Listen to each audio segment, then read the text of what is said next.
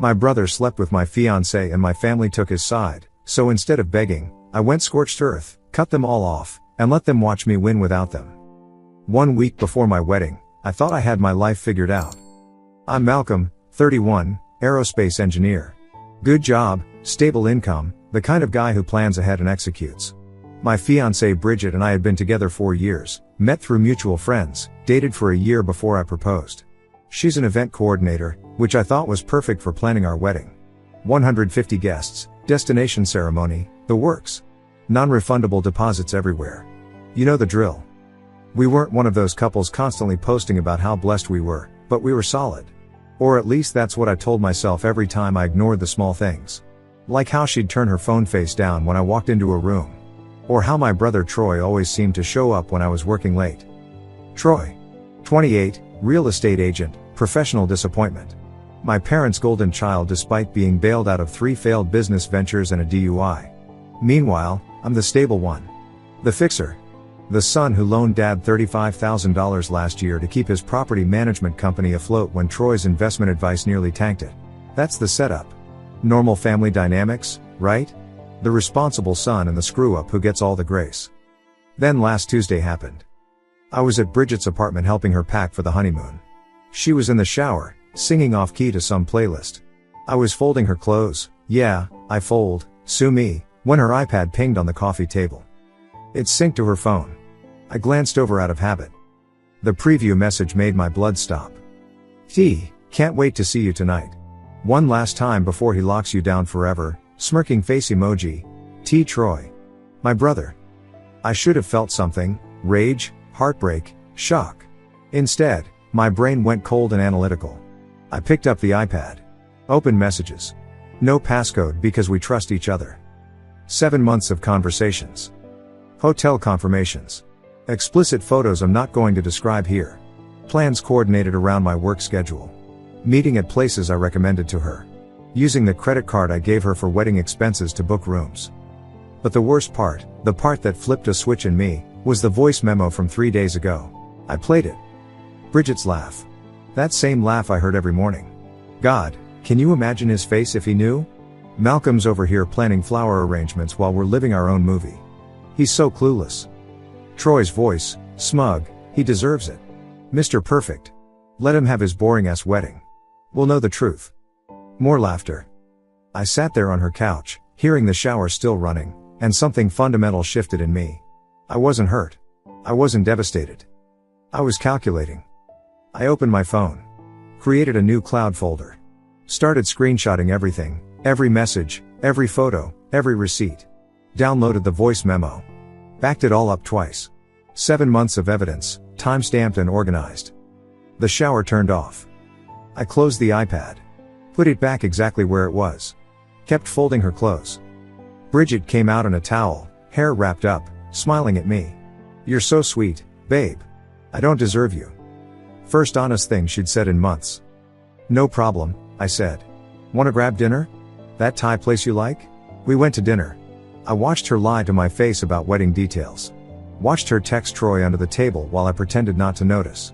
She told me about her girls' night plan for Thursday, the same night Troy's calendar blocked off as site visit. I nodded. Smiled. Paid the bill. Drove her home. Kissed her goodnight at her door. She looked up at me, eyes soft. I can't wait to marry you. Me neither, I said. When I got to my car, I sat in the driver's seat for 5 minutes. Not crying. Not shaking. Just thinking. See, the thing about betrayal is this, it shows you who people really are. Not who you wanted them to be. Who they are. Bridget was a liar who thought I was stupid. Troy was a coward who thought he was clever. And I? I was done being the stable, dependable, forgiving one. I pulled out my phone. Opened my calendar. Tomorrow night was the pre-wedding family dinner at my parents' house. Everyone would be there, Bridget, Troy, Mom, Dad, even Bridget's parents. I sent Bridget a text, looking forward to dinner tomorrow. Wouldn't miss it for the world. She replied immediately, love you baby, red heart emoji. I stared at that heart emoji for a long time. Then I opened my email and started drafting something to my lawyer. Tomorrow night was going to be interesting. Wednesday night. My parents' house. The dining room table set for 10. I arrived exactly on time. Bridget was already there, helping my mom in the kitchen. Troy was on the patio with Dad, beer in hand, laughing about something. Bridget's parents, Tom and Linda, were in the living room making small talk. Everyone so comfortable. So normal. I had a leather portfolio under my arm. Bridget kissed my cheek when I walked in. There's my handsome groom. Troy raised his beer to me from outside. I raised my water bottle back. We sat down to dinner. Mom made her pot roast, the one she always makes for special occasions. Everyone was talking about the wedding. The ceremony. The honeymoon. Bridget's parents kept thanking me for taking care of their daughter. I ate slowly. Let them talk. Waited for the right moment. Dessert came out. Mom's apple pie.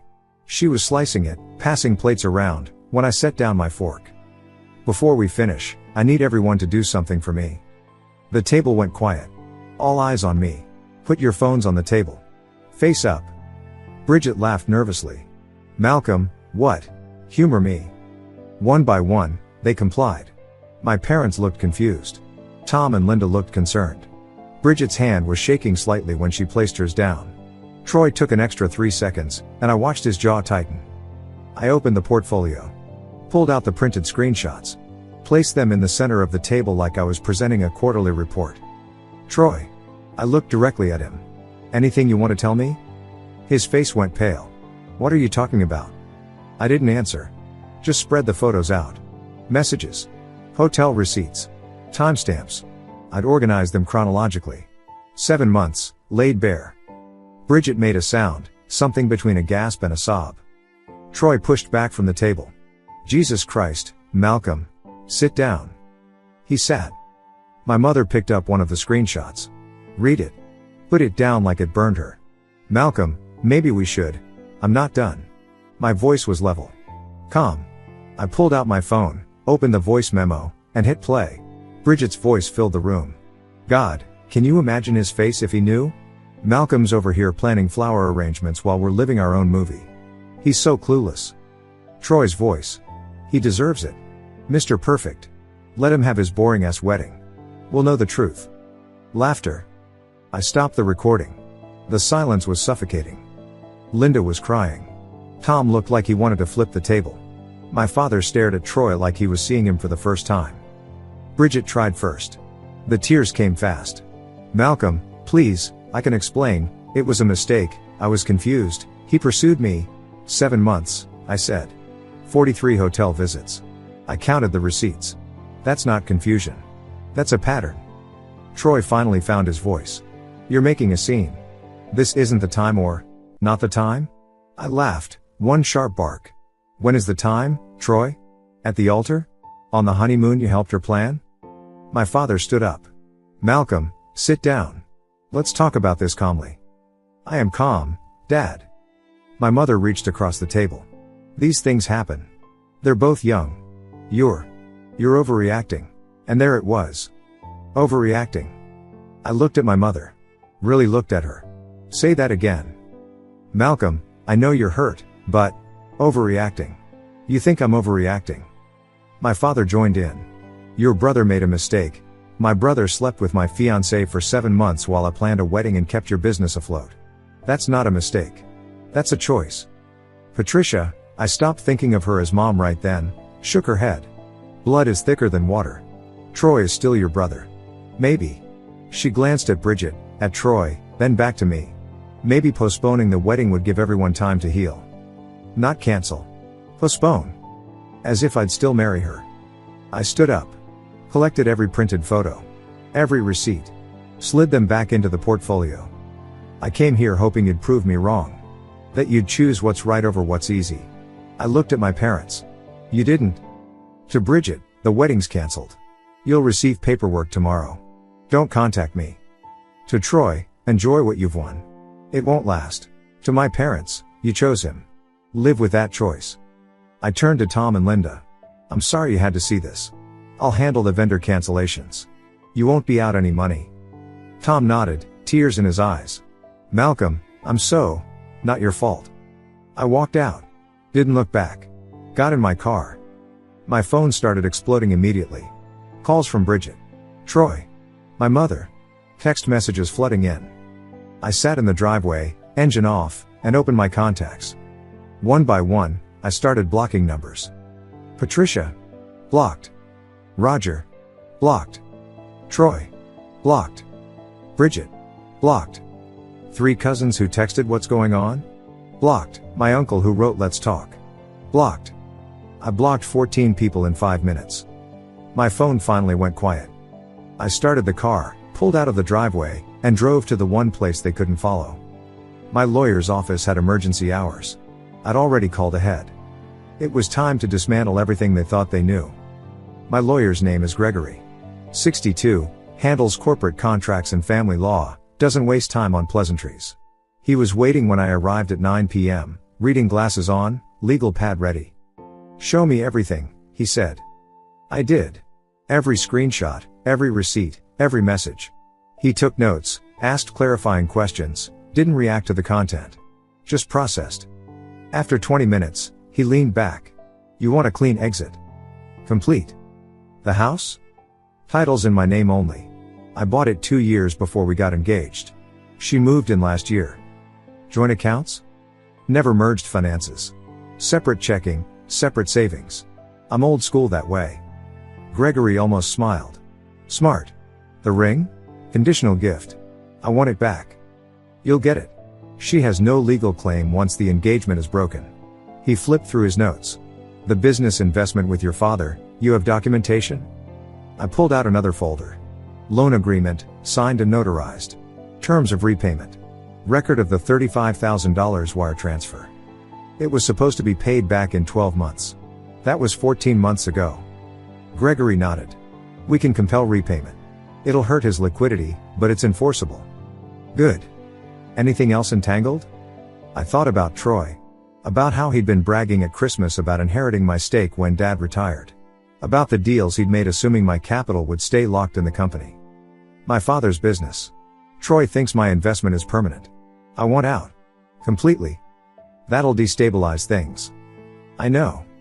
Gregory looked at me over his glasses. "You're sure about this? Once we start, there's no walking it back." "I'm sure." He slid a retainer agreement across the desk. I signed it.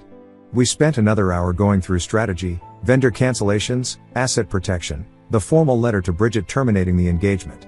I left his office at 11 p.m. with a clear action plan. I didn't sleep that night. Didn't need to. Thursday morning, 8 a.m. I took a personal day from work, first one in 2 years. First call, the wedding venue.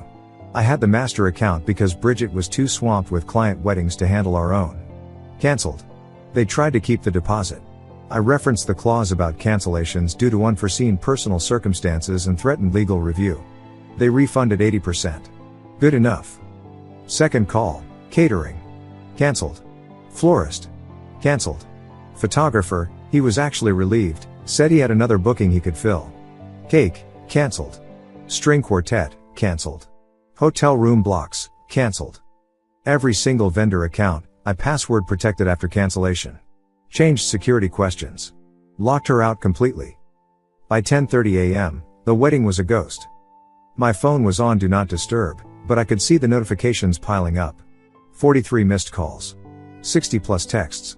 I didn't read any of them. At noon, I walked into my bank. Withdrew the $35,000 loan from my father's company. The paperwork was ironclad. Gregory had reviewed it last year when I made the investment. It was legally mine to recall. The bank manager processed it quietly. "Big withdrawal. Everything okay?" "Just restructuring some investments." The money hit my personal savings account within the hour. I knew what that withdrawal would do. Dad's company was already stretched thin. Troy had made promises to investors, taken out loans against projected growth that depended on my capital staying put. When I pulled out, the house of cards would collapse. Not immediately. But soon. That afternoon, Bridget tried to salvage the wedding. I found out later she'd called the venue directly, using her industry connections to get through to management. They referred her back to the account holder, me. She couldn't access anything. She tried the florist. Same story.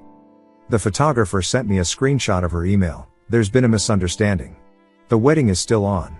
Please disregard any cancellation." He wrote back, "Per the account holder's instructions, this event is cancelled. If you'd like to rebook, you'll need his authorization."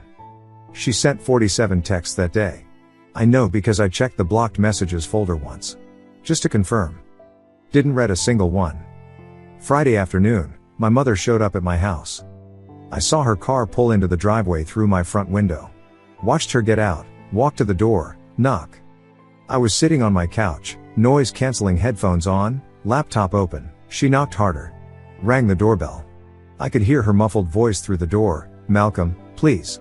We need to talk about this. You're throwing away your family over a mistake.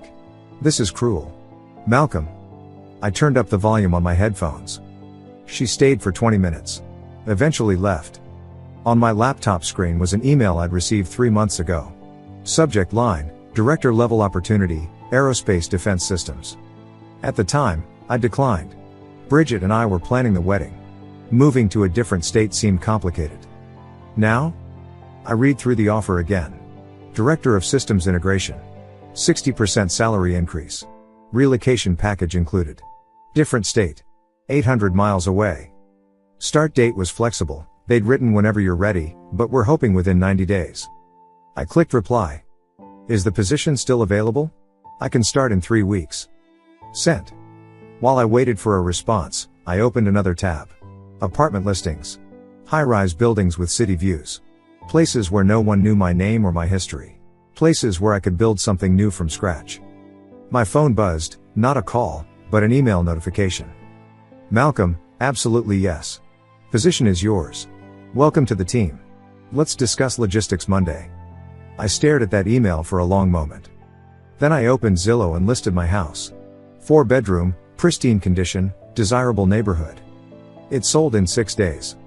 2 weeks after the dinner, I was standing in an empty house.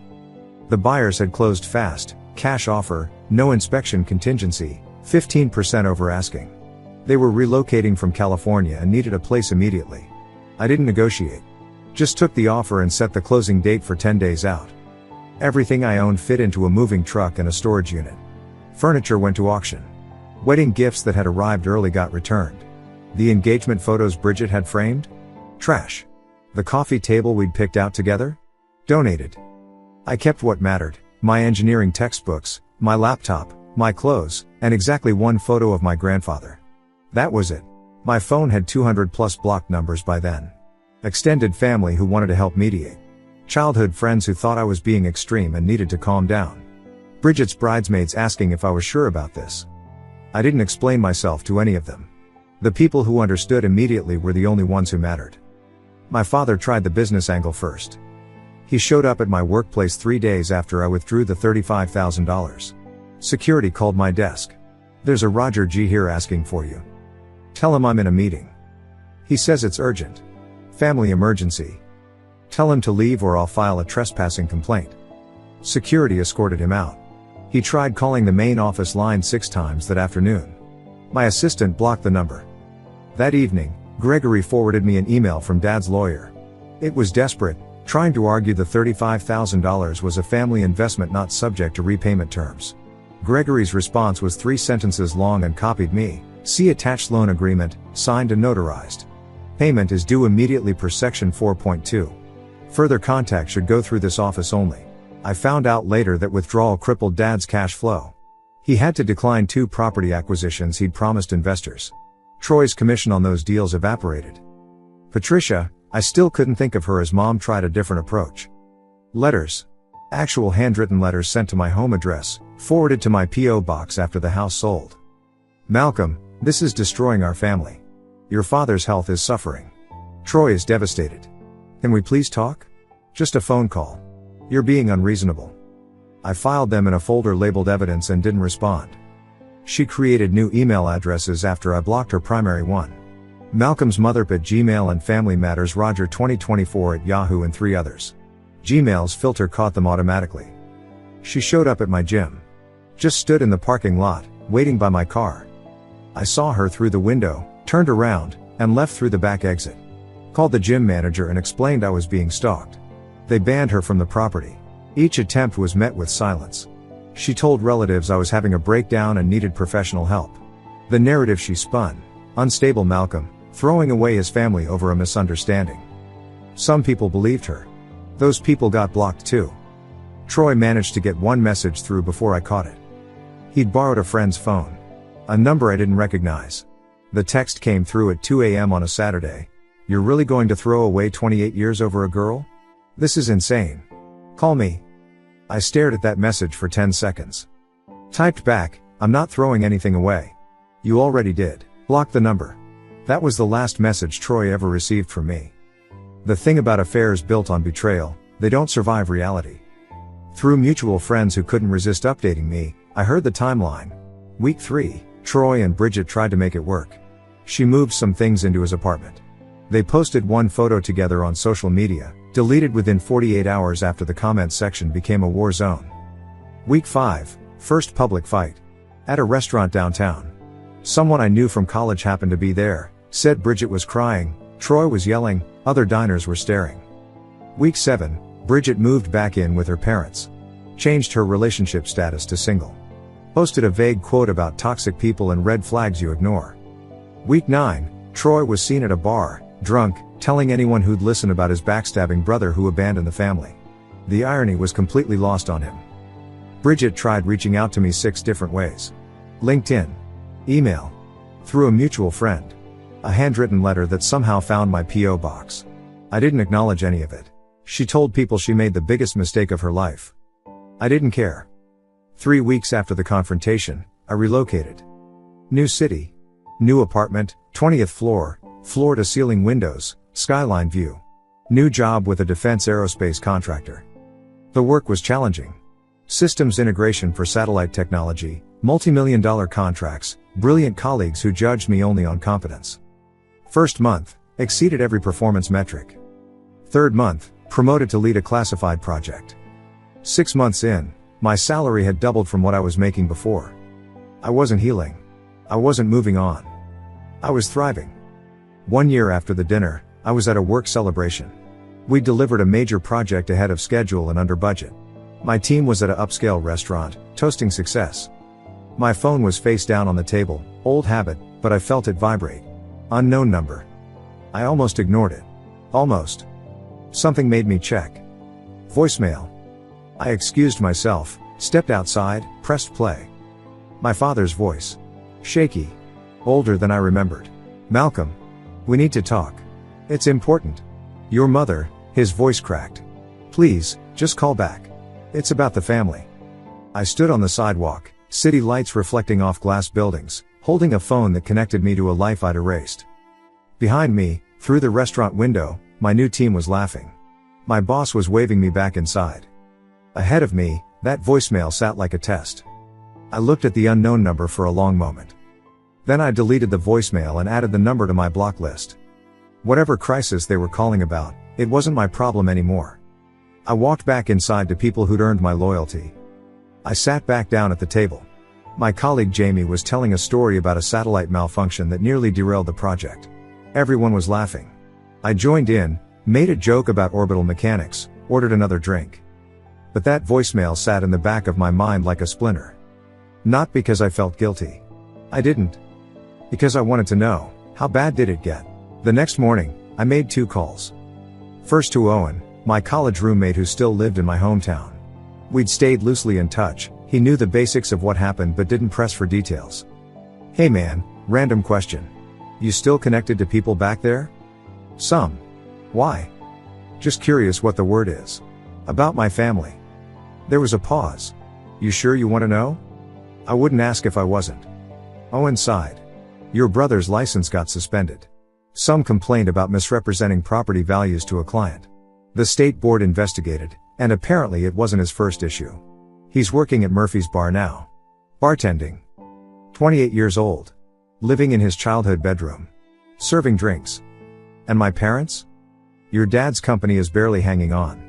I heard he's trying to sell it, but there aren't any buyers. They downsized, moved out of the house into some rental property they own." I absorbed that. Said nothing. "Malcolm, your dad called you for a reason. Your mom's been. I don't need to know. But, thanks." I hung up before he could say more. Second call went to Denise. No, wait. Her name was Vanessa. Former coworker, moved to business consulting, stayed connected to the industry network back home. "Malcolm. Haven't heard from you in forever. How's the new job? Good. Listen, I need a favor. What's the word on Troy G in the real estate community? Her tone shifted. Oh. You heard. Heard what? 3 major deals fell through last quarter. References were contacted, people who'd worked with your dad's company. Turns out your brother burned some bridges.